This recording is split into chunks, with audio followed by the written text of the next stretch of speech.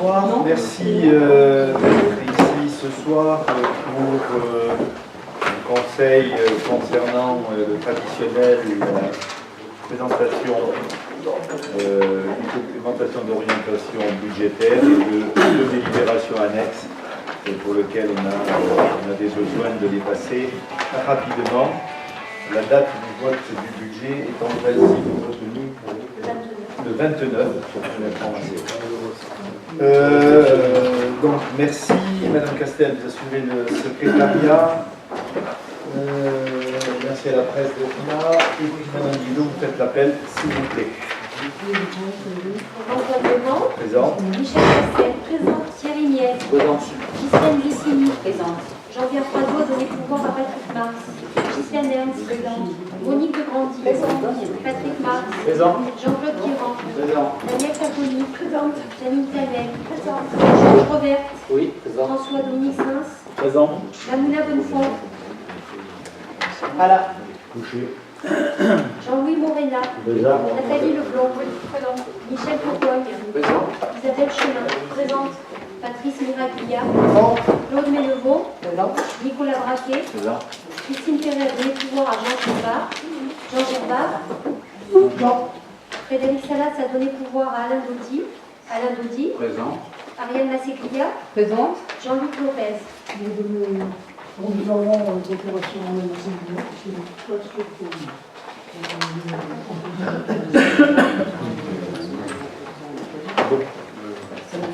Merci. Le quorum étant atteint, je déclare donc ce conseil ouvert. Et tout d'abord, avez-vous des remarques sur le compte rendu du conseil du 19 février?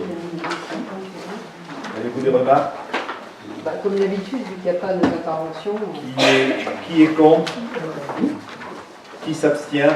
Je vous remercie. Délibération numéro 1 qui concerne la convention entre le préfet des Alpes-Maritimes et la commune de Levens pour la convention relative à la télétransmission des actes soumis au contrôle de légalité ou à une obligation de transmission à un représentant de l'État. Ça va simplifier à terme très certainement, mais ce que nous avons vécu dans le cadre des écoles avec la télétransmission, avec le paiement de la cantine, des garderies ou autres, aujourd'hui on a encore 1 moyen et demi pratiquement qui travaille pour vérifier, pour mettre en œuvre. Ça s'améliore de jour en jour. Le côté très positif, on n'a plus d'impayés, ou pratiquement. Donc ça c'est un élément très positif, avec des contraintes un peu difficiles, s'inscrire 10 jours avant, je parle tout le monde, le 10 du mois, c'est un peu compliqué. Je vais vous donner un exemple très précis. Nous avons eu l'information des grèves définitives vendredi ou lundi, vendredi, et que les repas, bien sûr, il y a 180 repas, donc ça va aider les poules de Roja ou autres, mais il y a 180 repas qui étaient commandés, puisque nous avons vis-à-vis de nos fournisseurs aussi des délais, et que nous avons eu cette fois-ci un appel à la grève important, côté maternel et côté primaire un peu moins, et donc nous avions fait le nécessaire. Alors on met le SMA en place. On espère qu'il y aura le moins d'élèves possible parce que nous avons aussi des grévistes chez nous et que le SMA va nous poser une quantité de problèmes. Je risque de faire appel à des élus d'ailleurs pour aller mettre en place ce SMA. Voilà, il y a plus des questions sur cette télétransmission et sur cette délibération. Qui est contre? Qui s'abstient? Je vous remercie à l'unanimité. Pas de problèmes, que de solutions, mais à terme, ça doit être vraiment la solution. Madame Lucini, vous avez la parole. Donc, délibération numéro 2, cantons scolaires des écoles communales maternelles, élémentaires et primaires, et accueil de loisirs sans hébergement, péri-extrascolaire, donc modification du règlement intérieur unique. Donc, considérant le retour à la semaine scolaire de 4 jours depuis la rentrée 2017 et à la suppression en conséquence des nouvelles activités pédagogiques, donc les activités périscolaires comme les MAP, considérant les modalités de calcul de la prestation de service ordinaire, donc la PSO, versée par la CAF pour les accueils de loisirs extrascolaires de vacances, à savoir un financement PSO sur la base des heures facturées pour une tarification à la journée, Considérant qu'il convient en conséquence de supprimer la clause de notre règlement intérieur en vigueur imposant une inscription de l'enfant au minimum 2 jours par semaine dans le cadre de la RSH extrascolaire de vacances, caractérisant ainsi un forfait financé par la CAF et de la PSO sur la base des heures réalisées. Considérant qu'il y a lieu de modifier le règlement intérieur subdivisé, il est proposé au conseil municipal de modifier le règlement intérieur unique des cantines scolaires et accueil de loisirs sans hébergement péri-extra-scolaire actuellement en vigueur, d'approuver le projet de règlement intérieur unique des cantines scolaires et d'accueil de loisirs sans hébergement péri-extra-scolaire tel que annexé et d'autoriser M. le maire à signer le dit règlement. Donc, en résumé, donc, il y a des modifications du règlement intérieur du fait du retour de la semaine à 4 jours, donc il n'y a plus les mercredis. Au niveau des horaires de cantine, il y a eu des petits aménagements. Donc voilà, au niveau des horaires, il y a ces changements-là. Et au niveau de la LSH, donc au niveau des vacances, il y a une condition qui a été supprimée par rapport à l'ancien règlement, qui était, avant il fallait inscrire les enfants 2 jours par semaine obligatoirement au niveau des vacances. Et par rapport à une modification du calcul de la PSO, nous avons enlevé cette clause. Donc ce sera maintenant, la PSO sera calculée sur le nombre d'heures facturées, donc d'enfants inscrits. Au niveau du changement dans le règlement. Donc qui est contre, qui s'abstient. Merci. J'en profite, puisqu'aujourd'hui, vous avez été avec Mme Castel, la commune de Levens, nominée dans le cadre de l'agenda 21 pour les actions que vous avez menées sur le jardin éco-paysager, sur le travail qui est fait avec OJA, sur les plantations d'arbres dans la zone humide du Pré et le projet futur de parc photovoltaïque. Et donc la commune de Levens a été retenue en premier pour l'agenda 21 métropolitain, qui déjà vous confirme une subvention de 5 000 € plus de 2 500 € et qui devrait nous inscrire dans les financements pour l'année 2018 au niveau du budget. Voilà, félicitations, on peut le dire, parce qu'elles ont fait un gros travail. Les pois chiches sont semés, le blé est semé, les plantes sont plantées, les enfants sont ravis, le OJA fait un gros travail, et donc merci pour ce qui est effectué. Et maintenant, nous allons commencer à réfléchir avec le centre pour autistes dans le cadre de ce développement durable. Monsieur Marc, vous avez la parole.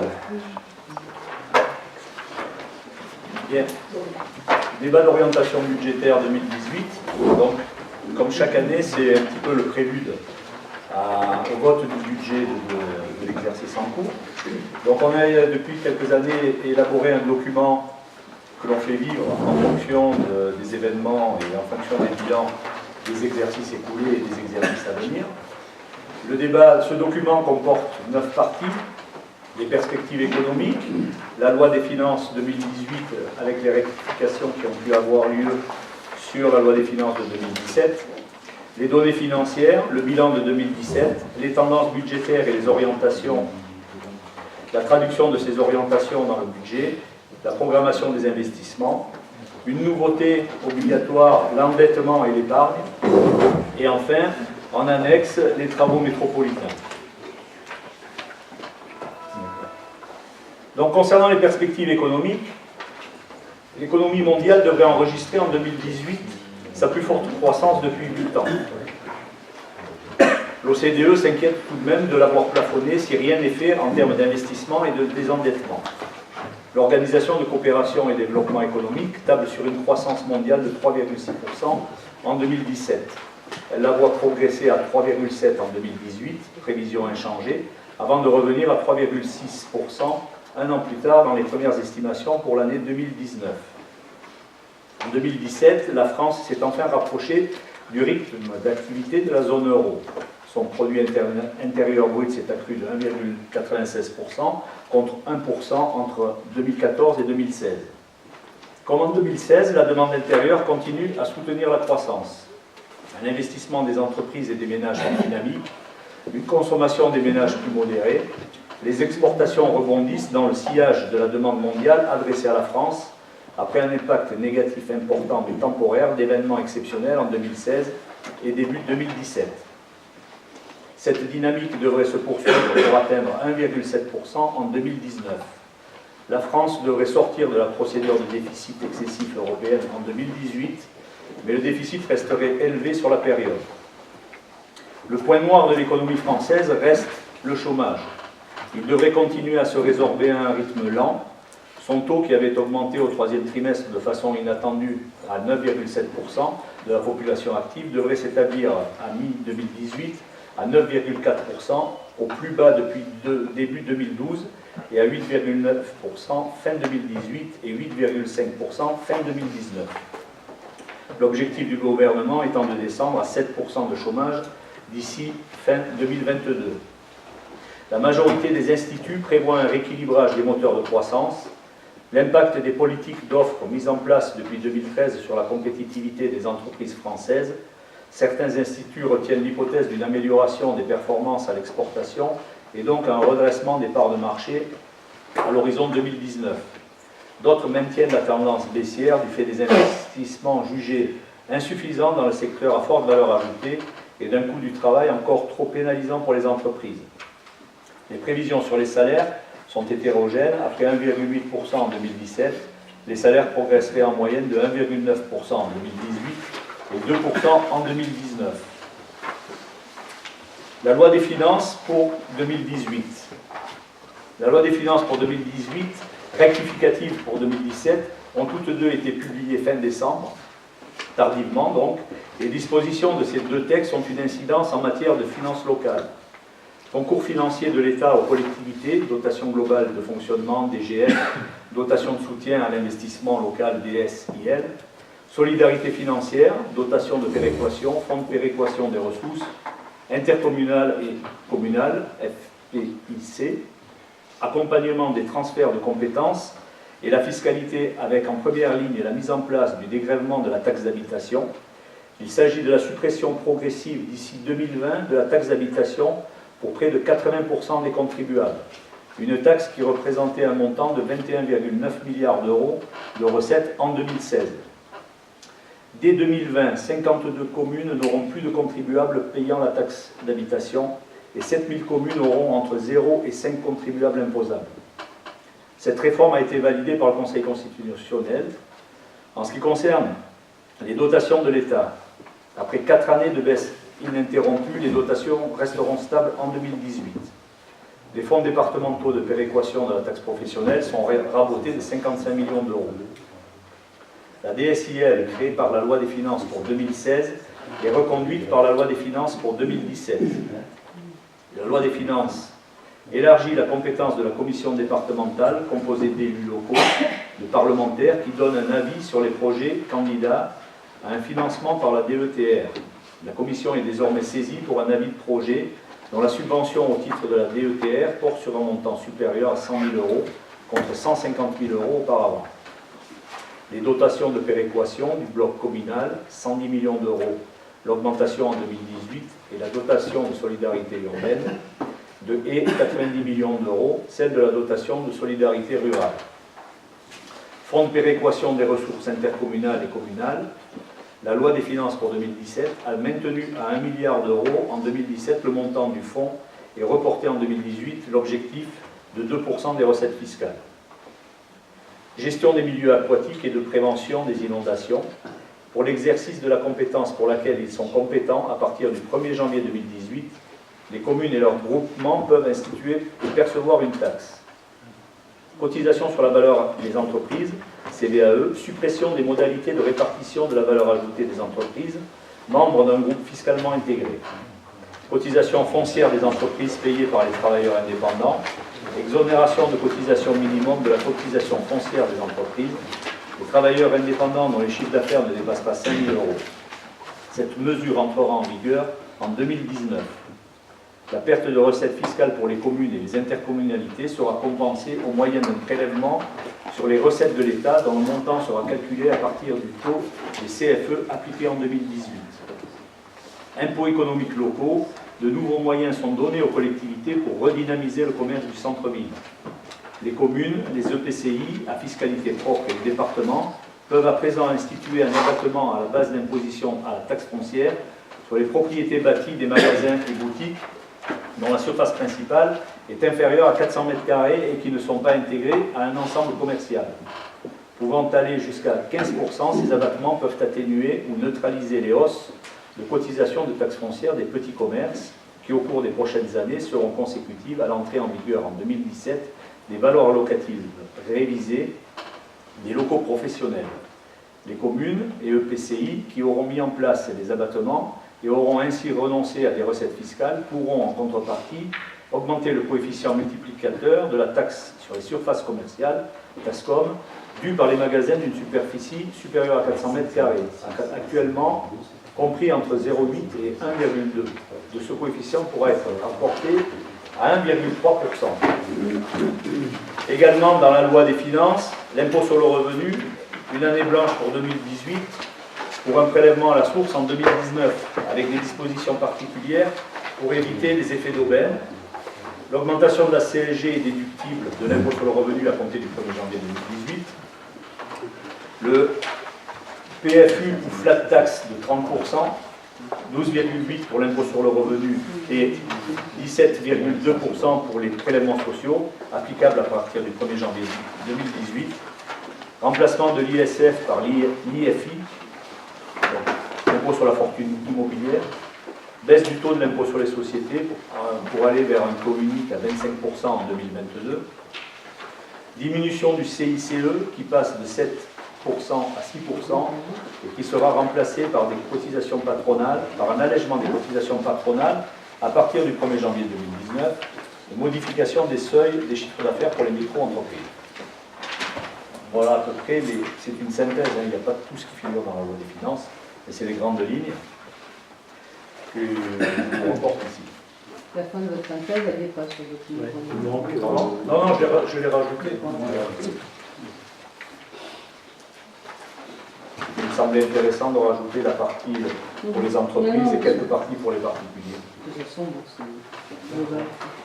Donc les comptes de la commune de 2017, toujours dans le même tableau. Donc vous avez la moyenne en première colonne, la moyenne des strates pour 2016 des communes en moyenne de la strate par habitant. Les comptes donc du compte administratif de 2016 en milliers d'euros et par habitant. Et les comptes administratifs de 2017 pour la commune de Levens. Alors, qu'est-ce qui est intéressant de regarder au niveau de ce tableau, si on prend les grandes lignes, le total des produits de fonctionnement, en moyenne de strate, on est à 1050 € par habitant. 2016, on est à 840 pour la commune de Levens et 985 € pour 2017. Donc on est toujours bien en dessous au niveau des produits. Donc, ce qui veut dire qu'on a moins de ressources, mais on va retrouver nos économies dans les charges de fonctionnement, puisque on a 916 € au niveau des strates moyennes par habitant. On était à 648 € en 2016, on passe à 809 €.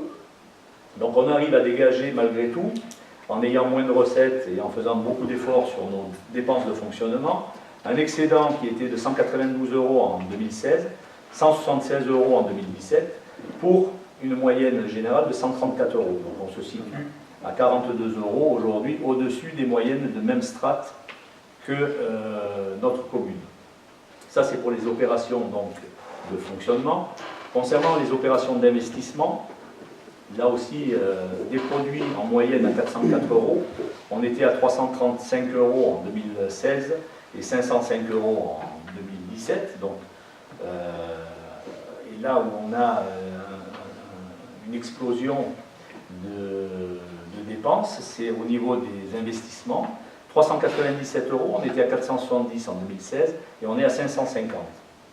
Donc une commune qui investit beaucoup, qui modernise et qui dégage une capacité d'autofinancement. Donc quand on regarde, on était à 135 en 2016, 45 en 2017 et la moyenne fait qu'aujourd'hui on est à moins 7 par habitant. Donc tous les indicateurs sont positifs. Derrière, vous avez l'autofinancement. On dégage un autofinancement de 245 en 2016 à 242, donc on reste à peu près constant d'une année sur l'autre, pour une moyenne à 200 €. Une capacité d'autofinancement CAF brut à 204 € en 2016 et 191 € en 2017 pour 177 €. Et une CAF nette de 146 € en 2016 et 134 € en 2017 pour une moyenne à 95 €. Ces éléments sont on ne peut plus importants parce que c'est ce qui va déterminer notre capacité à rembourser nos emprunts. On a donc au 31 décembre 2017 un encours de la dette, 31 décembre 2016, pardon, de 1380 € par habitant et 1313 € par habitant en 2017 pour une moyenne à 769 €. Là où c'est intéressant, c'est que notre annuité, pour des montants beaucoup plus importants, est de 99 € en 2016, 96 € en 2017, alors que la moyenne de l'ensemble des communes est à 109 €, donc 10 € au-dessus.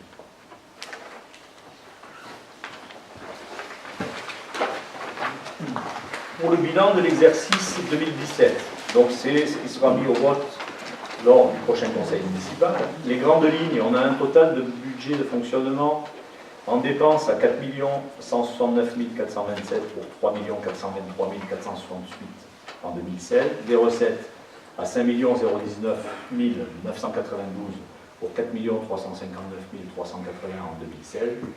Et on constatera un excédent à la clôture de plus de 850 000 €. En section d'investissement, total des dépenses 2 654 000 pour 2 290 000. Total des recettes, 2 437 000 pour 1 631 000. Donc on va dégager un déficit cette année en termes d'investissement, auquel il faudra rajouter l'excédent de l'année dernière, de 1 800 000, ce qui nous donnera un résultat excédentaire cumulé à la fin de l'exercice 2017 de 1 582 000 €. Situation de la commune de Levens, le résultat de clôture de l'exercice 2017 des deux sections, fait apparaître un excédent sur les deux sections de 2 432 735 pour 2 736 059 en 2016.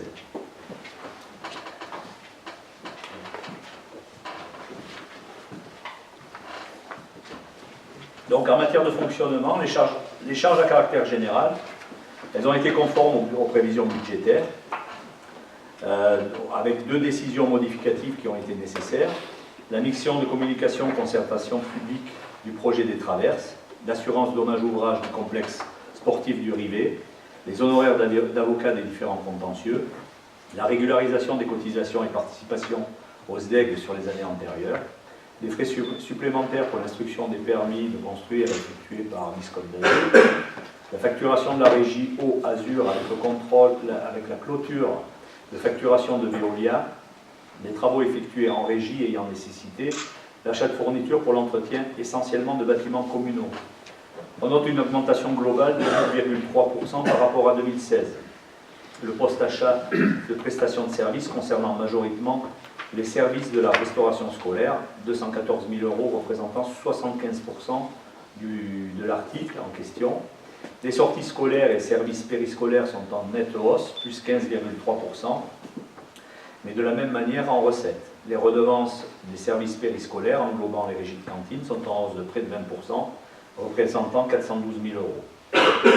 Le poste fourniture, équipement sont en hausse de 35%, celui de l'entretien et réparation également.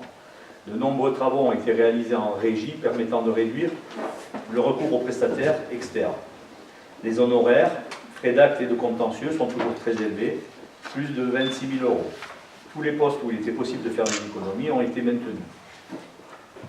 Les frais d'affranchissement de télécommunications sont néanmoins en hausse et une étude est en cours pour réduire les coûts de la flotte des téléphones mobiles. Le poste entretien du matériel roulant est également en hausse, plus 74%. Les remises en état étaient nécessaires. Les agents ont reçu des notes de service concernant la détérioration des véhicules. Pour mémo, la flotte comporte 6 véhicules légers, un 4x4 pour la police municipale, 8 véhicules, 8 véhicules légers, un 4x4 pour la police municipale et un camion Ben et le minibus. Les primes d'assurance sont stables, le marché devra être relancé en 2019. Les frais de personnel, Ils ont été inférieurs aux prévisions budgétaires, qui sont équivalentes à celles de l'année 2016. Des recrutements n'ont pu être réalisés en 2017, tel que c'était prévu. Elles restent néanmoins en augmentation de 2,8% si on calcule la charge nette en déduisant les atténuations de charges correspondant au remboursement maladie, maternité des agents, ainsi que la prise en charge des contrats aidés par l'État.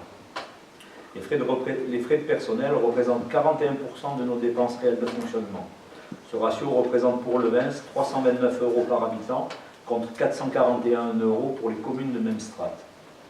La commune emploie 52 agents, dont plus de la moitié est affectée dans les écoles, ATSEM, agents d'animation, agents d'entretien, comprenant en plus de celui des écoles, l'entretien des bâtiments publics et des salles municipales. Les autres charges de gestion courante, elles sont en hausse de plus de 22%, ce qui s'explique par la prise en compte de créances en non-valeur, de dérogations scolaires en plus grand nombre et de régularisation de contributions du SDEG. Les subventions allouées aux associations sont conformes aux prévisions budgétaires et quasiment identiques à celles de 2016. Les charges financières sont en baisse de près de 6% par rapport à 2016. Atténuation de produits. L'attribution de compensation à reverser à la métropole figée s'élève à 164 804 €. Le FPIC, Fonds de péréquation intercommunale d'unité commune, est augmenté de 8 000 € par rapport à 2016, 24 000 € en 2017. Un prélèvement au titre de l'article 55 de la loi SRU a été opéré à hauteur de 36 230 €. Il n'y en avait quasiment pas sur l'exercice précédent. Ce prélèvement est net, c'est-à-dire déduit les investissements et les acquisitions de foncier que nous avons effectués pour nous permettre d'avancer sur le domaine du logement social.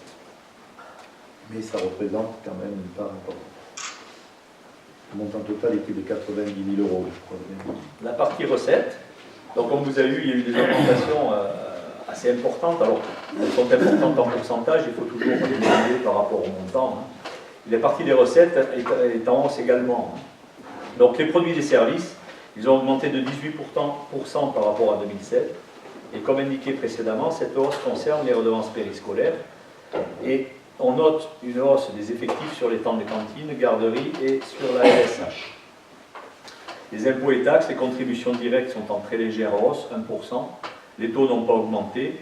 Ceux de la contribution fiscalisée des syndicats étaient en légère baisse. Seule l'augmentation des bases impacte le produit. Le ratio par habitant, 389 €, reste inférieur à celui des communes de même strate, qui s'établit en 2016 à 441 €. Les taxes additionnelles sur les droits de mutation, elles sont en très nette hausse par rapport à 2016, 303 000 €, c'est-à-dire plus 46%. Ce qui indique qu'il y a un réel marché aujourd'hui sur la commune de Reims. Il y a un entrée. Perception de la dotation de solidarité de Nice-Côte d'Azur, 135 597, c'est la même chose qu'en 2016. Baisse significative des dotations de l'État. Au titre du redressement des comptes publics, déjà enregistré à moins 4% par rapport à 2012, moins 5 à 2013, se poursuit avec 8,5 de baisse par rapport à 2014. Cette baisse représente depuis 2012 140 000 €. En 2016, nous avons perçu 63 000 € de moins qu'en 2015. In fine, en 2017, la baisse est plus mesurée. Nous percevrons 2,4% de moins qu'en 2016. Donc, comme indiqué en préambule, cette baisse il ne devrait plus y en avoir sur le budget à venir de 2018. Le versement... J'espère que ce sera entendu. Le versement des prestations enfance et jeunesse sont également en hausse, eu égard aux prestations en hausse, versement de la CAF et du CIVOM dans le cadre des contrats emploi jeunes, contrats enfance-jeunesse. Les revenus des immeubles sont en baisse. Il y avait 2 locaux qui sont vacants en raison de travaux à réaliser. Des logements sont également restés vacants en raison de travaux de réfection à effectuer suite à des dégradations faites par les locataires. Les cessions de foncier, de la Madone à l'association ABA, Chambre pour autistes, l'appartement de Nice. En partie, donc, dans le budget d'investissement, les dépenses, plus de 2 millions d'euros d'équipements ont été réalisées. L'église Saint-Antonin, le local chaudière, la nouvelle signalétique. Plus de 50 000 € ont été investis pour les écoles, travaux de sécurité, anti-intrusion, plantation d'arbres dans la cour de l'école élémentaire, mobilier, alarme, agencement et informatique. De nouvelles caméras vidéo de protection ont été installées. Le marché à bon de commande sera reconduit en 2018 pour les accès des écoles et de la crèche. Poursuite des travaux de réfection des vestiaires du stade de football. Travaux dans le bassin de la piscine municipale. Plantation de nouveaux arbres et installation de mobilier dans les grands prés. Achat d'un véhicule pour la police municipale. Travaux dans les locaux d'archives de la mairie. Achat d'ordinateurs. Travaux du complexe sportif du Rivet. Maîtrise d'œuvre du foyer rural. Travaux pour la mise en accessibilité des établissements publics, travaux divers sur le parc locatif, acquisition de la partie résiduelle en zone N du parc public à la Madone à l'EPF, maîtrise d'œuvre pour les travaux des 2 villas Scoffier-Geski et Traverses. Le montant du remboursement du capital de la dette s'élève à 273 000 €. Il est en baisse également sur les emprunts du CIVOM, balle de banquière. Donc 4 emprunts, 2 conséquents, écoles maternelles et crèches, arriveront à échéance en 2019 et 2020. Restitution des cautions logement pour 3 184 €. Voilà pour la partie dépenses. Pour ce qui concerne les recettes, subventions d'équipement ont été perçues à hauteur de 716 560 €. Donc elles sont liées aux programmes qui ont été payés que je viens d'énoncer. Le fonds de compensation de TVA a été perçu pour les dépenses de 2015, il représente 200 000 €. Les dotations aux amortissements sont de 70 000 €. Le virement de l'excédent de fonctionnement dégagé en 2016, 935 000 €. L'encaissement des cautions pour les loyers, pour les logements, pour 3 650 €. Et les cessions de la Madone au profit du centre pour autistes et l'appartement de Nice. L'emprunt court terme pour financer la TVA, le décalage donc de financement Rivet, foyer rural, de 500 000 € n'a pas été souscrit puisque la trésorerie était suffisante pour ne pas souscrire à cet emprunt. Le prêt pour financer les travaux des 2 villas sera réalisé en 2018 à hauteur de 300 000 €.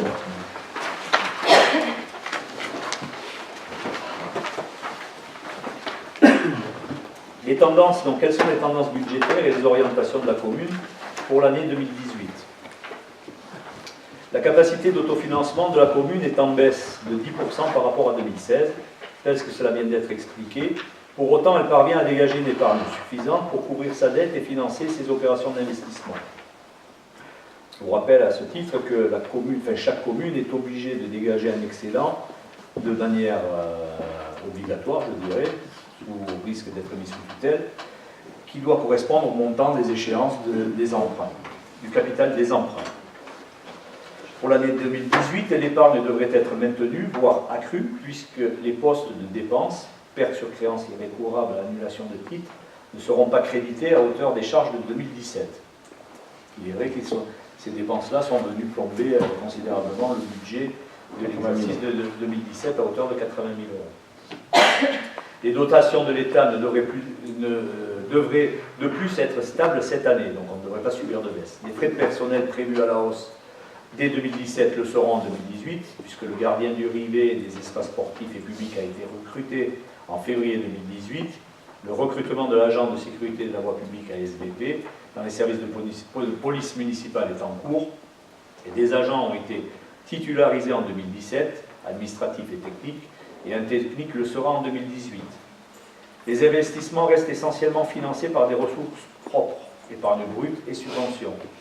Les grands chantiers en cours, Rivet, et à venir, le foyer rural, Villa Scoffier, Geski, salle de l'ancienne mairie, et les acquisitions de fonciers, tels que développés ci-après, nécessiteront une attention quant à la gestion de la trésorerie, même si les demandes de versement de subventions sont régulièrement effectuées.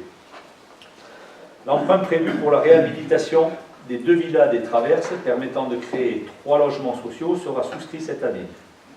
Grâce à l'autofinancement dégagé, l'emprunt prévu pour financer l'acquisition du local commercial Place de la République ne sera pas réalisé. Je voudrais insister et féliciter des économies réalisées. Le débat a eu lieu en fonction des taux qui sont pratiqués aujourd'hui, puisque nous empruntons aux alentours de 1%, de savoir s'il fallait faire cet emprunt ou ne pas le faire. Nous avons pris la décision de ne pas le faire, ce qui permettra d'avoir une augmentation de nos recettes locatives de l'ordre de 18 000 € par an, ce qui ajouté à peu près aux 500 000 € de revenus locatifs que nous disposons d'ores et déjà, couvre, et pour de longues années, très largement la dette et le service de la dette, et nous permettra de lancer d'autres programmes. Les 300 000 € un peu moins, puisque nous avons plutôt de bonnes surprises dans les ouvertures de plis. Les travaux réalisés des 2 villas verront un équilibre juste, mais un équilibre quand même dégageant quelques centaines d'euros, puisque la balance avec les taux d'emprunt que l'on a et les loyers qui sont prévus sur ces 3 appartements couvriront aussi et s'autofinanceront sur le service de la dette. Ça s'appelle peut-être la gestion de ménagère, mais en tout cas, ça permet de faire beaucoup de choses sur notre commune. Je tenais à le dire parce que c'est 250 000 € que nous allons mettre en fonds propres. Et c'est une grande satisfaction pour nous. Et merci de votre confiance. J'y reviendrai de toute façon dans le chapitre l'endettement et l'épargne. Et j'en parlerai à ce moment-là. Donc je continue mon propos. La loi de programmation des finances publiques est claire. L'objectif de maîtrise de la hausse des dépenses de fonctionnement est fixé à 1,2%. La commune aura du mal à tenir ses objectifs dans la mesure où elle doit assurer des services complémentaires entraînant une augmentation des charges de personnel et des charges à caractère général. Le poste de gardien, la SVP, un accroissement des effectifs accueillis à la garderie, à la LSH, la création d'un pôle culturel au portal, des contrats supplémentaires, entre parenthèses, les normes, les réglementations. La collectivité ne souhaite ni réduire, ni détériorer les services. Elle veut maintenir la qualité de vie de ses administrés dans les domaines de l'enfance, la jeunesse, du maintien à domicile de ses aînés et de la vie associative. En matière de fonctionnement, les dépenses à caractère général représentant pour la commune pratiquement 30% de ses dépenses réelles totales devront être maîtrisées. Mais la commune devra poursuivre la mise en conformité et en sécurité de ses équipements publics avec des normes de plus en plus conséquentes, qualité de l'air cette année, impliquant l'établissement de nouveaux contrats. Les charges financières seront abondées de l'emprunt à souscrire pour la réhabilitation des villas. Les charges de personnel seront en nette augmentation et devraient s'élever à 1 720 000 €. La commune a augmenté le nombre de titres de restaurant attribués aux agents. Le gardien du Rivet vient d'être recruté. Un recrutement de la SVP a été lancé. La masse salariale aux écoles et périscolaires est plus importante. Un agent à l'accueil est passé de 20 heures à temps plein. La présence d'agents sur le pôle culturel durant l'été. Les dossiers de subvention aux associations feront l'objet d'un examen. Ils ne feront pas l'objet, ils font l'objet en ce moment d'un examen toujours très attentif. L'objectif étant de favoriser les actions conduites par les associations au profit de la population et notamment des jeunes, sport, loisirs, culture. En matière d'investissement, les orientations, le développement économique et le logement, le réaménagement du quartier des Traverses, logement et commerce. La DUP a été prononcée fin 2017. L'opérateur retenu déposera le permis de construire dans le courant du 2e trimestre 2018. La commune devait finaliser en 2017 avec l'association diocésaine le bail du presbytère afin de créer une salle paroissiale et 6 logements locatifs sociaux. Les statuts du diocèse ne le permettant pas, cette collectivité qui assure la maîtrise d'ouvrage de ce projet. Le marché de maîtrise d'œuvre sera lancé cette année. Le programme de réalisation de 3 logements actifs sociaux dans les 2 maisons situées à proximité de la gendarmerie en face du Clos des Boules des Traverses a été conventionné avec la métropole. Les financements pour l'acquisition, amélioration de ces fonciers ont été octroyés par la métropole, l'État, dans le cadre de l'aide à la pierre, la région, le département. Considérant les résultats des appels d'offres, le chantier ne pourra débuter que dans le courant du 2e trimestre 2018. J'espère fin premier. Accessibilité, il ne reste pas beaucoup. Accessibilité des bâtiments et installations recevant du public, solidarité en faveur des personnes handicapées et des personnes âgées, des travaux de mise aux normes d'accessibilité pour les bâtiments publics qui ont fait l'objet de leur inscription dans l'agenda d'accessibilité sur 6 ans seront poursuivis cette année. De nombreux travaux sont réalisés en régie. Projet de création d'une résidence de service pour les personnes âgées dans le cadre du programme des traverses qui viendra compléter le service à domicile du CCAS de la commune et les activités de l'EHPAD de Chêne de Vie des Lauriers Roses. Les actions du CCAS en faveur des personnes âgées, maintien à domicile, ateliers, fêtes et les formations des personnels seront maintenues par l'octroi d'une subvention en conséquence. Enfance et jeunesse, les actions de la Maison des Jeunes seront revues en fonction des effectifs, notamment hors période scolaire. Mercredi, les effectifs sont en baisse. Les séjours vacances pour les jeunes, organisés par le CIVOM Val-de-Banquière, seront également maintenus. De même, les charges liées aux activités périscolaires au bénéfice des 3-11 ans devront prendre en compte l'augmentation des effectifs, notamment le mercredi. Nous avons une meilleure lisibilité sur le retour à la semaine des 4 jours. Sport loisirs, la construction de l'espace de sport et loisirs du Rivet. Excusez-moi, je vous interromps. Là, les actions de la Maison des Jeunes seront revues en fonction des effectifs. Les actions de la Maison des Jeunes, ce n'est pas de l'investissement, c'est du fonctionnement. C'est des orientations. C'est à M. Marc. C'est global, c'est dans le pays, là, vous avez raison, c'est C'est plus du fonctionnement, vous avez raison. Maintenant, il y a peut-être des dépenses liées On les a mis pour le CIVOM, c'est pour ça qu'on les a mis là. liées au bâtiment et à la structure qui les Non, mais on accueille. les a mis là parce que c'est dans le cadre du CIVOM.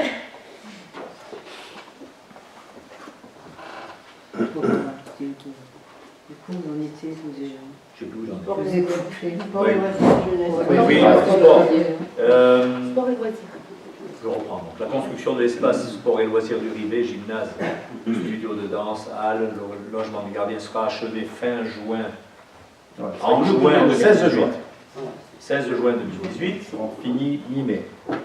L'aménagement du foyer rural, optimisation de la salle de spectacle, scène, salle, mobilier, vestiaire sanitaire, restructuration des espaces pour créer de nouvelles salles et notamment accueillir la bibliothèque, création de sanitaires communiquant sur le jardin public, accessibilité des salles.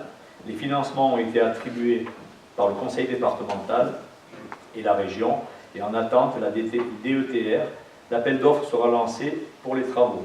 Il est lancé, on ouvre les plis et on fera appel à vous. On ouvre les plis deuxième semaine d'avril, après le 15 avril. La date contractuelle étant le 10 ou le 12 avril, je peux en tête. Donc, voilà, les appels d'offres sont tous lancés. Les visites ont lieu en ce moment et on ouvrira les plis. Une trentaine de jours d'analyse et de négociation ou de relance et on a bon espoir de démarrer avant l'été. La réhabilitation de nombreux locaux et sites mis à la disposition de la vie associative est poursuivie afin de favoriser la pratique des sports et de loisirs dans la commune. De même, les subventions allouées aux associations seront maintenues au niveau de celles de 2017. La relance de l'agriculture, favoriser l'installation d'agriculteurs. L'agriculteur s'est installé en début d'année pour mettre en état le terrain et cultiver les terres de la Garenne, propriété du conseil départemental.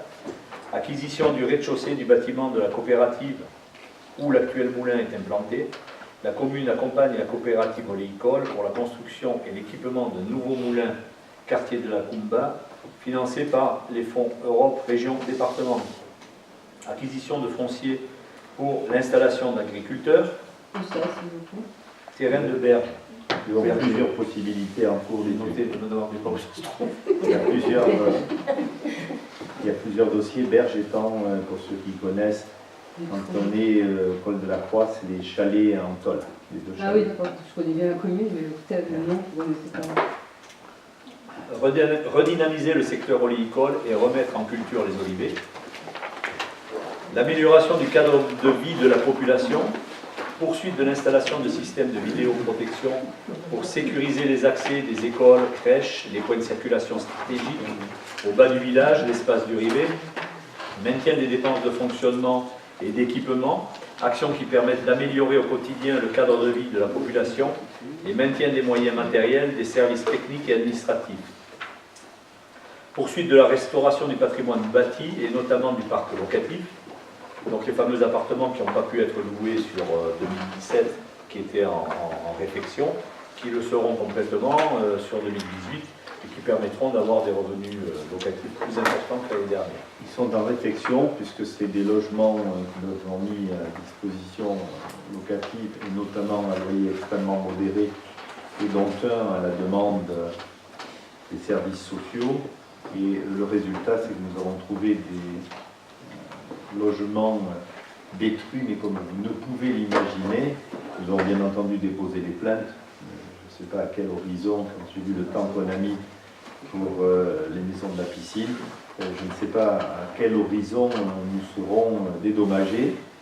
Nous avons pris donc la décision de les réhabiliter. C'est en cours pour celui de Saint-Roch et on va démarrer celui du village, puisque nous avons les demandes pour ces logements.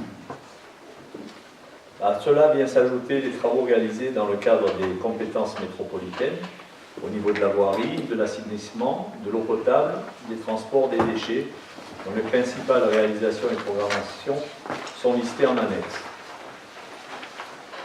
Donc ces orientations vont se traduire dans le budget concernant les dépenses, les charges à caractère général. Nous allons essayer de maîtriser ces charges. Des économies seront encore recherchées sur les postes fourniture administrative, entretien, du matériel roulant, rafraîchissement, télécommunications. Nous avons dû acquitter plus de 20 000 € pour l'assurance dommage ouvrage du Rivet en 2017. Celle du foyer rural ne sera souscrite qu'en 2019. Et pour autant, il faudra maintenir les dépenses liées aux fournitures et équipements pour les bâtiments qui permettent d'entretenir le patrimoine bâti et de réaliser les travaux pour l'accessibilité des personnes à mobilité restreinte. Les postes relatifs à la maintenance, assurant la sécurité et la conformité des bâtiments recevant du public et notamment les écoles, ne pourront être réduits, à savoir que les dépenses relatives à ces contrats, installation électrique, ascenseur, extincteur, alarme, climatisation, chauffage, jeux d'enfance, suivi sanitaire légionnel, représentent un volume de plus de 30 000 € par an. Il conviendra d'ajouter le dossier sur la qualité de l'air, dans un premier temps, sur les structures accueillant les enfants. Considérant le déménagement du bureau d'information touristique mutualisé avec le service culturel au Portal, nous n'aurons plus la charge de loyer des locaux, qui représente environ 8 000 € par an. Il conviendra de provisionner des charges pour les contentieux. Concernant les dépenses de personnel, les charges de personnel, salaires et charges sociales en fonction des modifications susmentionnées augmenteront de 5,5% par rapport à 2017, y compris la prise en charge de l'assurance du personnel, la prise en compte de l'augmentation de la valeur des tickets restaurants et du nombre qui seront servis, les cotisations au comité des œuvres sociales de la métropole Nice-Côte d'Azur, le régime indemnitaire et la validation de carrière de certains agents. Les subventions, le groupe de travail finance en charge de l'instruction des dossiers apportera la plus grande attention, comme chaque année, à l'octroi de financement en fonction de l'utilisation de la subvention 2017 et des projets présentés. Le total des concours à la vie associative sera sans doute similaire à celui de l'année dernière. La commune prend en charge la commune prend en charge l'entretien et la maintenance de nombreux locaux et équipements mis à la disposition des associations. À ce titre, il sera sollicité le bilan des actions et les comptes des dites associations bénéficiant d'une aide financière ou en nature pour la mise en disposition des salles municipales. C'est demandé chaque année, le bilan, les comptes de trésorerie, les comptes bancaires, etc. Est-ce qu'on pourrait en avoir une copie? Pardon? Est-ce qu'on pourrait en avoir une copie? Non. Comment ça, non? Alors déjà, C'est le groupe de travail qui vous savez très bien qu'il n'y a pas C'est de les commission des fonctions. finances, que c'est Il y a un parfaitement groupe de illégal. travail. Vous faites une commission des finances que vous appelez groupe de travail qui nous Absolument. exclut. Oui, absolument. Ben là, on vous demande la Vous voterez les communication des subventions, documents. vous aurez les montants. Les différentes subventions. On va saisir le préfet là, parce que ça commence à bien faire. Vous saisissez le préfet. Enfin, attendez, madame. ça va, groupe de travail finance, ça s'appelle une commission des Vous avez- finances. Vous êtes dans la parfaite illégalité. Saisissez le préfet. Voilà. Voilà. Elle n'est pas obligatoire. Si, la commission des finances, elle est obligatoire. On ne raconter n'importe quoi, monsieur Laurent. Je pense que si Commission des elle, marchés, pas la je commission. pense que si elle était obligatoire, vous auriez depuis longtemps fait le Déjà, nécessaire. Exactement. La commune accordera le financement nécessaire au maintien des personnes âgées, aux activités proposées, dont les services seront gérés par le CCAS. Elle abondera la subvention permettant l'équilibre du budget du CCAS. Les autres dépenses de fonctionnement Le montant d'attribution à verser à la métropole Nice-Côte d'Azur sera de 164 804 €. Nous avons dû acquitter en 2017 36 000 € au titre du prélèvement à SRU. Il s'élève à 78 000 €, auxquels sont déduites les subventions allouées par la commune au programme de logement locatif pour 22 000 €. En 2018, nous aurons la possibilité de déclarer les moins-values sur la vente du foncier de la Madone, vente à ABA, le centre pour autistes, logement en LLS, qui viendront en déduction du prélèvement de 2018.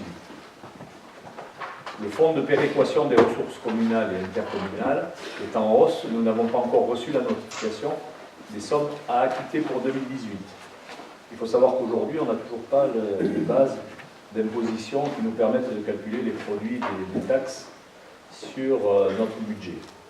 Les contributions du SDEG seront maintenues dans l'attente de la clarification des charges transférées à la métropole. Les participations aux frais de fonctionnement des écoles seront ajustées en fonction des demandes validées pour l'année scolaire. Les charges financières seront de 165 000 € pour les prêts en cours et l'emprunt à souscrire pour la réhabilitation des villas des traverses en cours d'environ 3 000 €. Pour la partie recettes, les produits et services seront stables. Une réflexion sera menée sur l'augmentation des tarifs des services. Ceux du périscolaire et de la cantine scolaire ont été ajustés l'année dernière, notamment pour prendre en compte les préconisations de la période. De même, les tarifs de location des salles municipales ont été modifiés en 2017.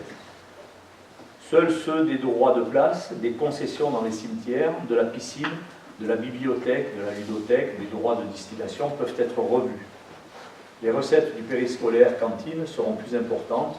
On note plus d'inscriptions en cantine et des effectifs de plus importants en périscolaire et pour les vacances scolaires. Le paiement en ligne a été mis en place dès la rentrée 2017-2018 et le règlement s'effectue en majorité désormais par Internet et d'avance, évitant ainsi les impayés. Fiscalité. Il n'y aura pas d'augmentation de la fiscalité pour la commune. L'augmentation des rôles d'imposition ainsi que les bases abondera les impôts. Les bases devraient, comme chaque année, à peu près être modifiées de l'ordre de 0,4%. Les taux, pour rappel, les taux des taxes communales resteront donc pour la taxe d'habitation à 15,56%, pour la taxe foncière bâtie 12,88% et pour la taxe du foncier non bâti 47,78%. Le produit attendu devrait représenter 1 910 000 €.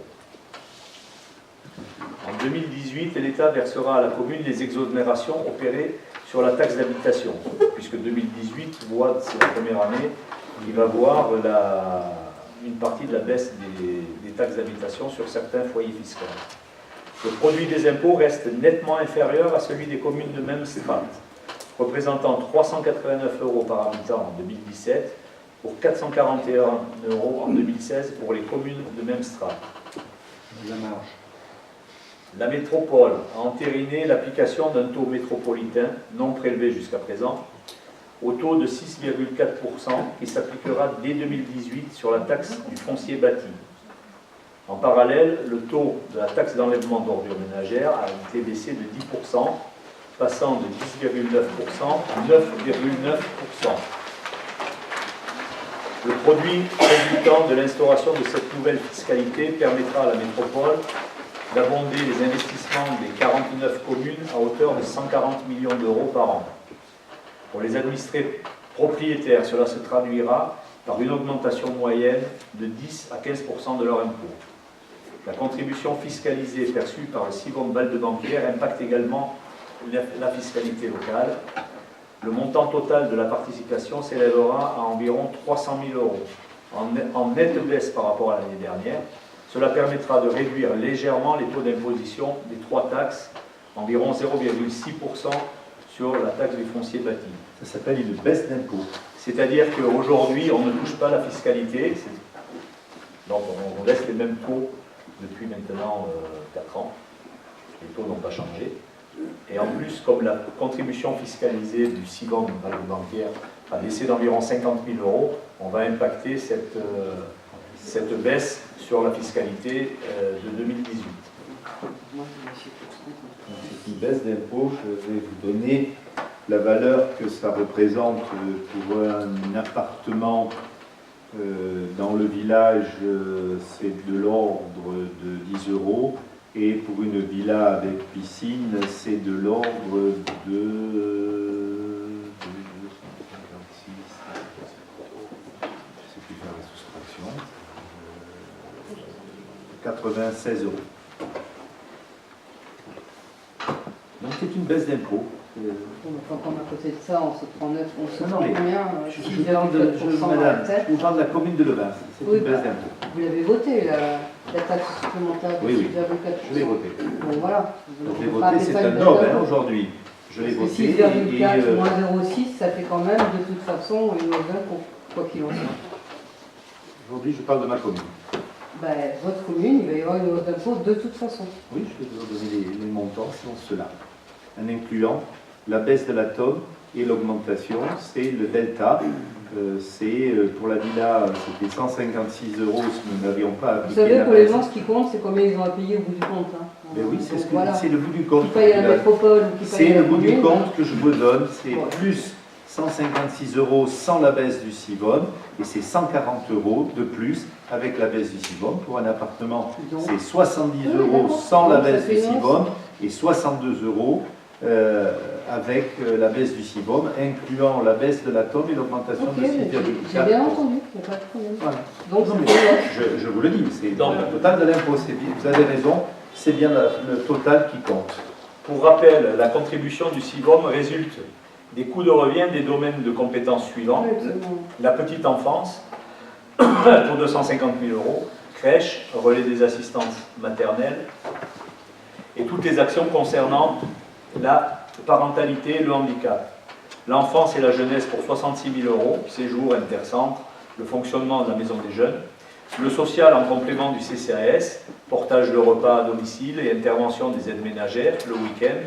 Le centre de formation, l'intervention des brigades vertes, les intérêts des emprunts souscrits pour les travaux que la commune a confiés au syndicat en maîtrise d'ouvrage délégué.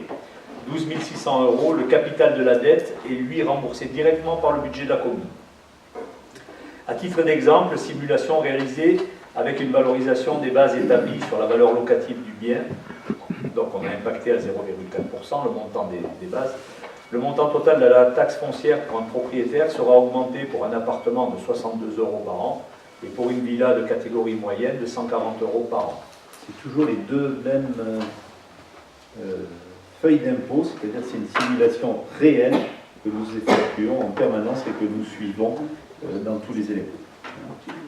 Dotation de l'État, le montant additionné des trois dotations, DGF, dotation de solidarité rurale DSR et dotation nationale de péréquation, devrait être quasiment identique à celle de 2017, environ 650 000 €. Les revenus des immeubles seront à la hausse si nous pouvons mettre en location les locaux qui ont été réhabilités.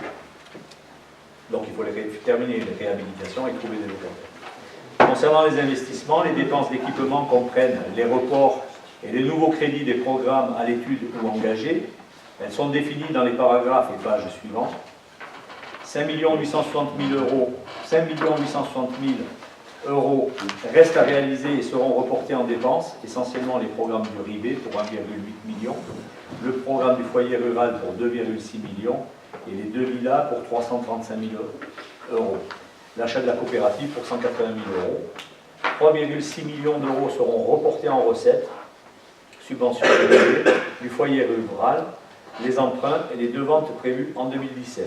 Le remboursement du capital de la dette de la commune pour 2018 s'élèvera à 294 600 €, dont 7 600 € pour le nouvel emprunt de 300 000 € et 128 610 € pour le capital à rembourser au CIVOM concernant les travaux réalisés pour le compte de la commune.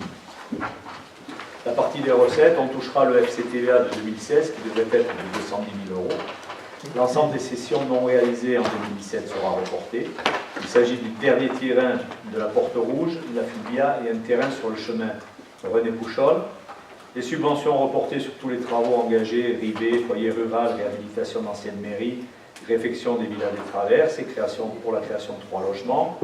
Un emprunt sera réalisé à hauteur de 300 000 € pour le financement du programme de logements sociaux dans les villas des traverses.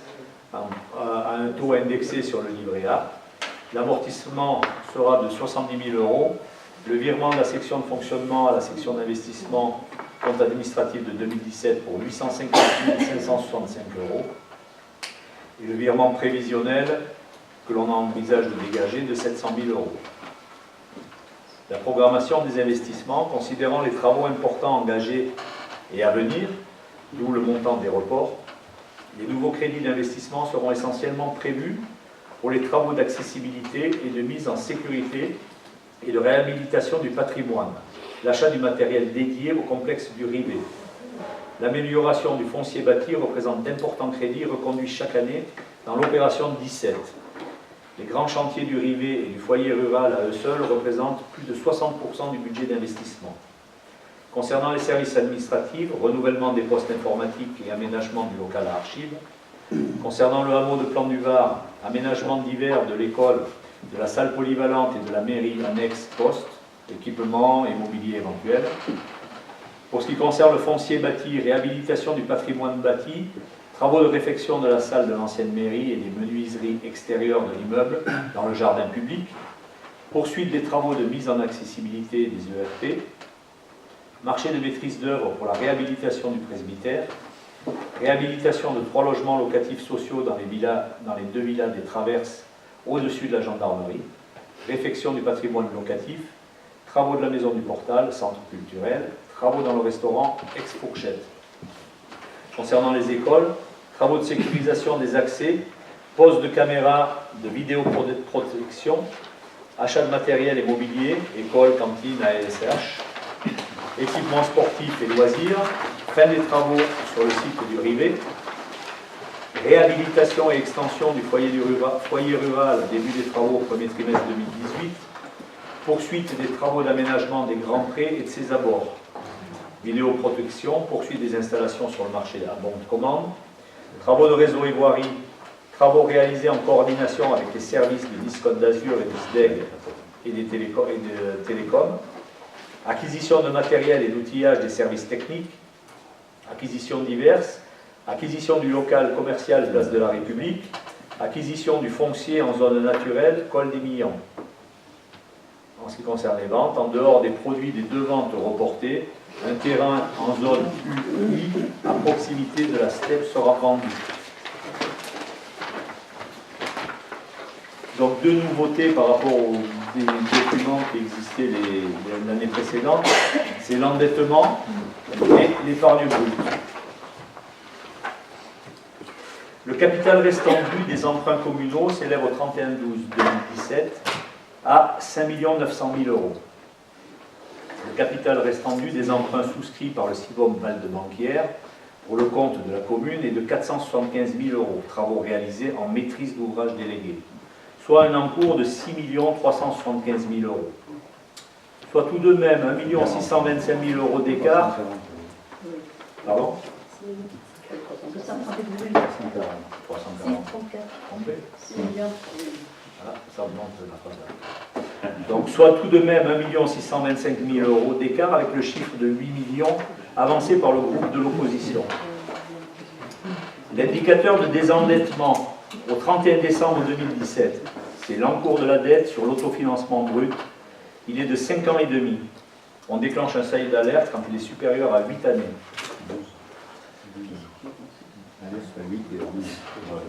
Seuil d'alerte à 8, à 12. Excusez-moi, mais ça sort d'où ce chiffre-là qu'on aurait avancé de 8 millions d'euros? C'est ce que vous avez écrit dans le dernier info le reste.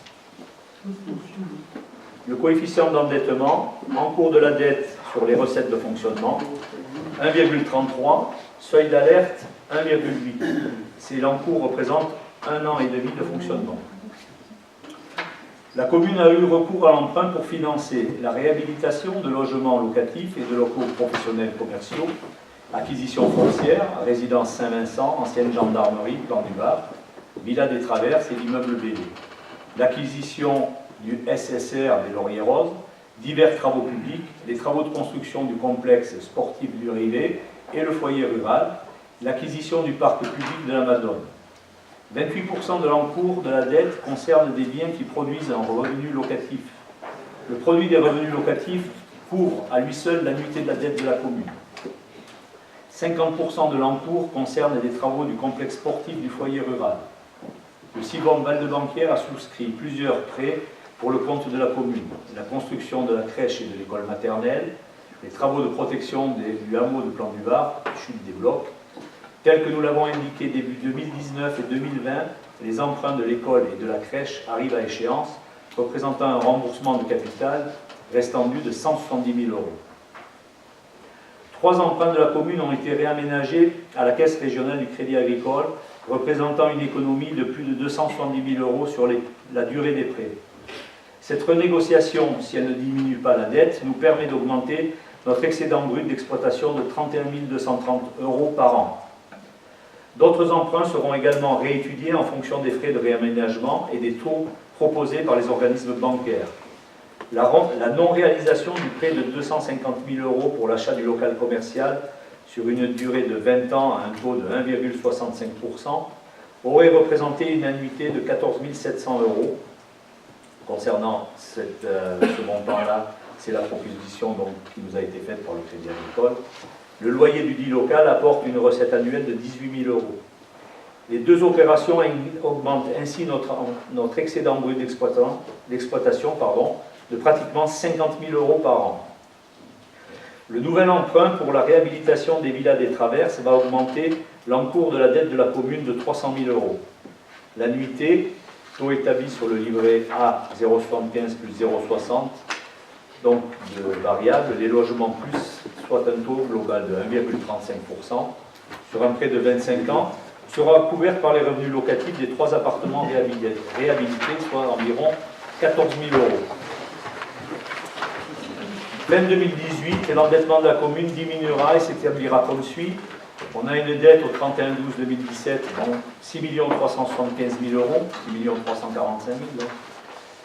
L'emprunt des Traverses qui va se rajouter pour 300 000 € et le remboursement du capital en 2018 pour 415 610 €, soit un total de 6 259 390 €. Autrement dit, notre dette au 31 décembre 2018 sera inférieure à notre dette au 1er janvier 2018, avec un emprunt supplémentaire de 300 000 €. En 2017, la commune, concernant l'épargne brute, en 2017, la commune a réalisé 2 ventes qui ont permis de maintenir une épargne relativement conséquente. Pour 2018, les cessions de foncier prévues devraient être réalisées, permettant encore d'abonder l'épargne et de poursuivre les opérations d'investissement programmées. Nous prévoyons de dégager un excédent de fonctionnement de 700 000 € sans prendre en compte le produit de ces cessions. Il convient pour autant, pour les années à venir, à rester vigilant sur nos ratios de charges structurelles, masse salariale, annuité de dette, par rapport aux recettes de fonctionnement. Au risque de dégrader son épargne, la commune doit maintenir ses efforts d'économie et être prudente sur la création de services générant de nouvelles charges, sauf à impacter le taux de la fiscalité pour lesquels une marge de manœuvre importante existe. Tel que cela a été indiqué jusqu'à la fin du mandat électoral, il n'y aura pas d'augmentation de la fiscalité de la commune. Vous avez ensuite en annexe, alors je ne sais pas si vous les avez reçus, des documents concernant les travaux de programmation de la métropole Nice-Côte d'Azur, qui touchent essentiellement l'assainissement, l'eau potable et la voirie. Voilà. Merci, monsieur l'agent aux finances. Et... La dernière phrase, une marge de manœuvre importante existe. Une marge importante de manœuvre, si vous vous rapprochez du tableau, vous avez un taux de fiscalité par habitant qui nous permettrait de passer impôts locaux. Vous avez compris, c'est utilisé comment cette marge de manœuvre? Par une augmentation des taux de la fiscalité. Pour être aux normes, c'est ce que nous préconise le préfet, que je rencontre d'ailleurs demain sur ce sujet. C'est ce que nous préconise le préfet, parce que nous sommes en dessous sérieusement des strates des communes identiques. Donc là, vous atténuez un petit peu ce que vous disiez tout à l'heure sur les... Non, on parle au conditionnel. Monsieur Marx a dit que nous n'augmenterons pas les impôts, mais nous avons cette possibilité. S'il y avait, j'en sais rien, des événements exceptionnels. À événements exceptionnels, mesures exceptionnelles. Aujourd'hui, ce que je veux dire par là, c'est qu'on a une marge de manœuvre de plus de 2,5 millions d'euros sur un levier de fiscalité qui nous permettrait de rentrer cette somme-là, tout en restant dans la moyenne des strates de communes du même strat. Et non seulement cela, C'est pas notre objectif aujourd'hui. pas du tout. Mais non seulement, mais notre objectif est beaucoup plus serein sans toucher à la fiscalité.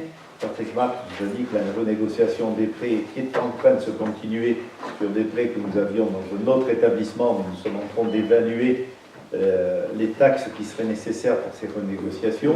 Ça représente plus de 30 000 euros par an, 270 000 euros sur la durée des prêts, ce qui est loin d'être négligeable.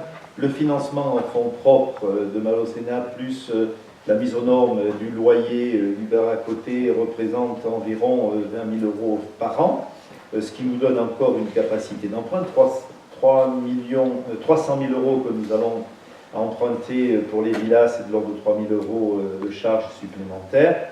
Nous rentrons maintenant dans la récupération de la TVA, et c'est pour ça qu'on n'a pas encore fait l'emprunt des 500 000 euros pour nous permettre de faire les jonctions, mais la TVA revenant dérivée des gros investissements que nous avons fait, 4,5 millions, plus les autres, on est à peu près à 5,5 d'investissement, donc vous prenez là-dessus 20% de TVA, vous voyez ce que cela représente, et surtout, parce que nous arrivons maintenant, nous transférons des emprunts du SDEC, mais qui sont en fin de vie d'ailleurs, et tout le débat que j'ai actuellement, c'est que je ne veux pas qu'on les impacte dans la collecte pour tout le reste de la durée de notre vie à la métropole. La sortie des deux grands emprunts, crèches et écoles maternelles, qui représenteront plus de 170 000 euros d'économie par an, par rapport à une charge qui est de 294 000 euros, ce qui veut dire que nous terminerons, et c'était notre objectif, une mandature en ayant réalisé de très gros investissements et de très gros travaux que sont le rivet, que sont tout le contournement des prés, que sont le foyer rural, que sont la salle, ce qu'on appelle du cyber, l'ancienne mairie pour nous, et que nous lançons la réhabilitation du presbytère cher à mon amie Janine Planel, pour lequel malheureusement l'évêché nous a induit dans l'erreur, nous avons perdu beaucoup de Faut temps. savoir pourquoi ils peuvent pas le... Mais parce que c'est une formule juridique, d'ailleurs nous avons soulevé un lièvre très important et l'évêché est en train de mettre de l'ordre dans tous ces investissements de cet ordre. Il y a une incompatibilité. Ils ont la possibilité de construire. Ils ont des possibilités, mais alors je ne suis pas assez compétent pour vous donner la raison pour laquelle, lorsqu'un foncier appartient à une mairie et qu'on leur donne un amphithéose, eh bien, ils étaient dans l'illégalité. Ils sont dans l'illégalité d'ailleurs dans plusieurs trucs, et Monseigneur l'évêque est en train de nettoyer tout ça. Mais c'est nous qui avons soulevé un peu le lièvre, grâce à notre notaire d'ailleurs. Donc l'ensemble de ces opérations, et je ne parle pas de certaines plus-values foncières que nous allons réaliser dans différents équipements que nous allons réaliser, me permet de dire que vous pouvez être très fiers du travail effectué. Il y a encore beaucoup à faire. Quelqu'un nous disait, mais alors quand est-ce que vous couvrez la piscine? Chaque jour suffit sa peine. Il y a beaucoup de choses à réaliser. Nous terminerons dans les jours qui viennent la boucle du contournement des prés. Nous réaliserons la nouvelle voie avec le stationnement correct à la piscine et puis différents travaux d'entretien.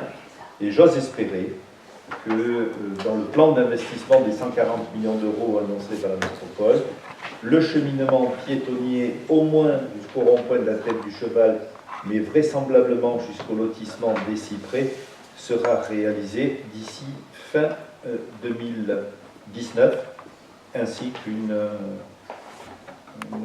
embellissement et une version un peu plus, je dirais, confortable du réaménagement du jardin public eu égard à des financements qu'on pourrait obtenir, financements qui sont dans le plan de financement aujourd'hui, mais que je voudrais extraire pour en faire prendre une partie comme place du village et remettre cet argent-là de la collectivité dans la continuité du pavage des rues du village.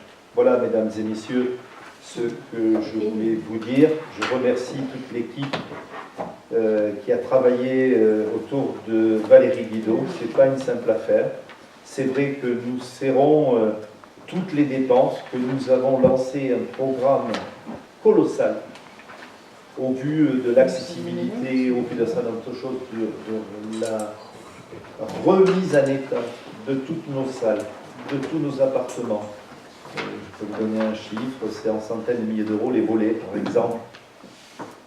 Le transfert à la maison du Portal avec du chauffage, avec des doubles vitrages, avec un certain nombre de choses pour que le futur bureau touristique et toute la partie culturelle de ce cœur de village travaille dans de bonnes conditions, y compris pour nos personnels, avec un poste de gardien, avec un ASVP que nous sommes en train de renégocier, avec la titularisation et le transfert des contrats aidés qui malheureusement se réduisent faute au gouvernement.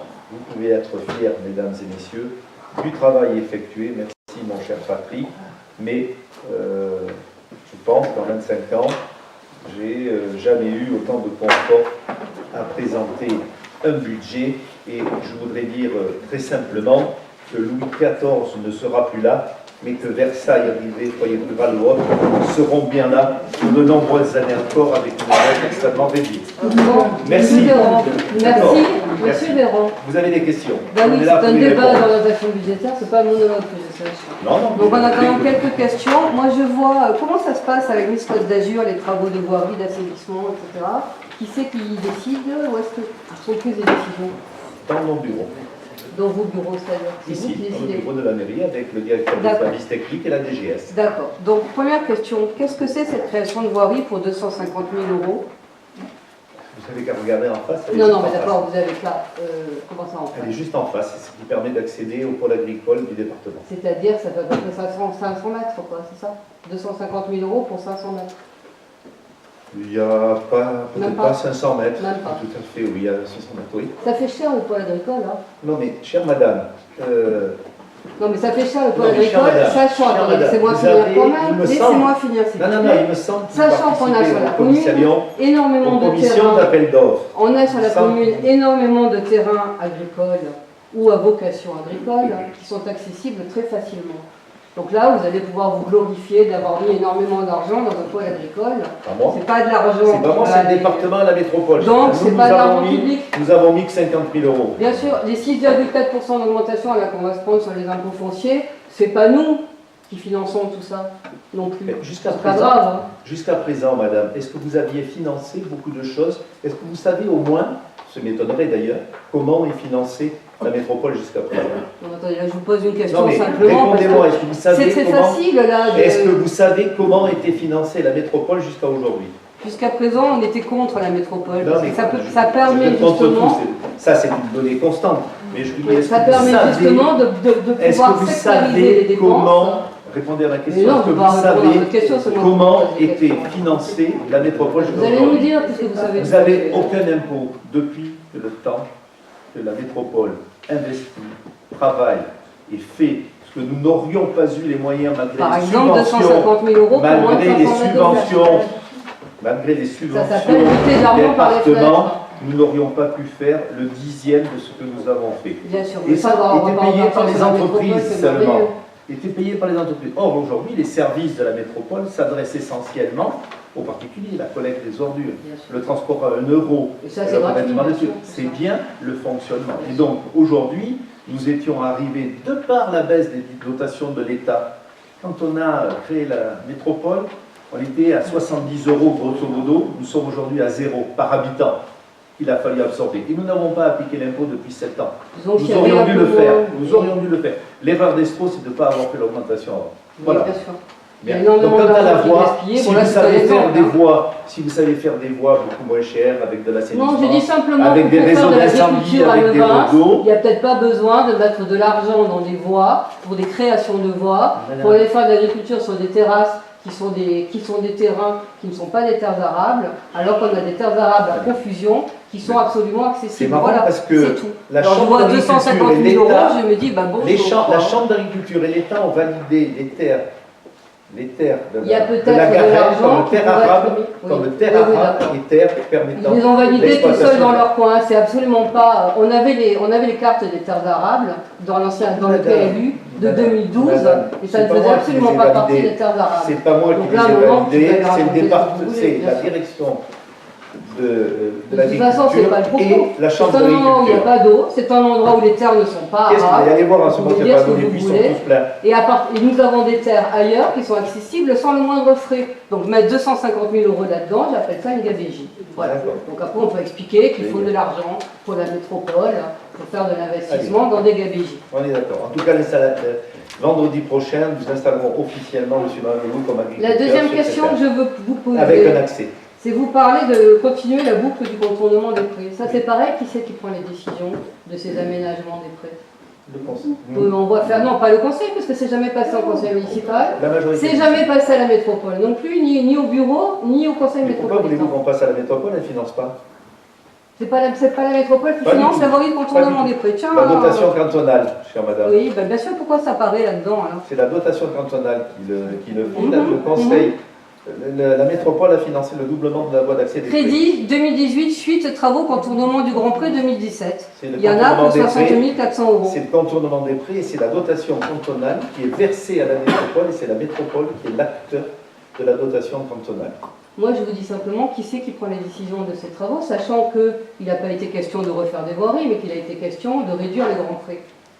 Puisque c'est des routes qui ont été créées, des chère parkings madame, qui ont été je créés vous engage, sur une je vous emprise engage, ça vous fait du existante bien, d'ailleurs, naturelle. à marcher autour des prés sur cet espace où je vois beaucoup. Je vous pose, c'est pas la question que je vous pose. La question que je vous pose, c'est comment on a pu prendre la décision de prendre un impact sur une zone naturelle protégée sans qu'il y ait la un moindre accord avec décision l'Adréal, nulle part. un accord avec l'Adréal. Ils sont où ces accords? Mais J'avais demandé les documents, on m'a jamais rien Ah, donné. mais alors je vais vous les faire donner. Un accord avec l'Adréal et notamment sur les bassins versants qu'ils ont félicité puisque maintenant il n'y a plus d'embac pour que toute l'eau ruisselle dans le pré. Ah ben c'est sûr Et qu'une nous fois qu'on aura, envisageons même- une fois qu'on aura Mais goudronné oui, tout on le aura pré, tout goudronné on le aura grand plus pré. d'embac. Mais oui, allez, continuons. Allez voir La question simplement que je les vous pose- familles, non, non, allez non. voir les familles qui en La profitent. question que je vous pose, elle est très simple, c'est qui a pris les décisions de ces travaux, ou est-ce qu'il y en a une Moi, trace, moi, sachant qu'il y avait eu une enquête publique Mais madame, dans les années 2009, tout ça cette enquête publique a été annulée. mais Tout ça, a maintenant, on été passe mis, dessus. tout ça a été mis aux yeux et vu de tout le monde, ne vous inquiétez pas. Non, ça n'a pas été mis aux yeux au vu de tout le monde, il n'y a eu aucun affichage de Bon, déclaration après, de travaux, d'autres il n'y a questions. eu aucun affichage de permis de quoi que ce soit, Il n'y a pas besoin il n'y a de permis aucune pour ça, décision madame. nulle part. Il n'y a pas de permis. Il n'y a pas besoin de permis pour faire une emprise sur un espace naturel protégé, Madame, pour faire vous une avez emprise regardé dans routière et ce de que ça parking. représente, c'est le parking existant. Non, c'est pas le parking Oui, existant. alors, oui, mais Le parking, alors, c'était c'est une pas la même chose. emprise. C'est même pas C'était une la même chose. emprise sur les grands prix. Ah, mais le même De même que la double voie que vous avez faite. En plus, il n'y avait pas de problème. Donc là, vous m'avez dit que vous faisiez parvenir le document. J'attends que vous me le fassiez De parvenir. l'Adréal, ok. Il n'y a pas besoin. Ok. Après, dis-le. Je l'ai dit qu'il n'y a pas besoin. D'autres Mais questions. voilà. Il y a la Donc, au moins, demain, je décide d'agrandir la route, il n'y a pas de Mais non, mais c'est plus le problème. professionnel qu'on parle, c'est pas moi. Oui, il n'y a pas besoin. Donc, sur une zone naturelle protégée, on peut créer une route. D'autres questions. Il n'y a pas besoin, on fait ce qu'on veut. Vous plaisantez ou quoi, là? Bien sûr. D'autres questions. Eh ben, donnez-moi les textes. Hein.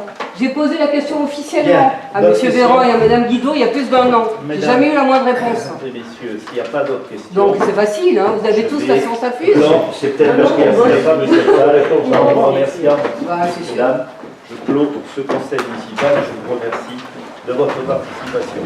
Bonne soirée à tous.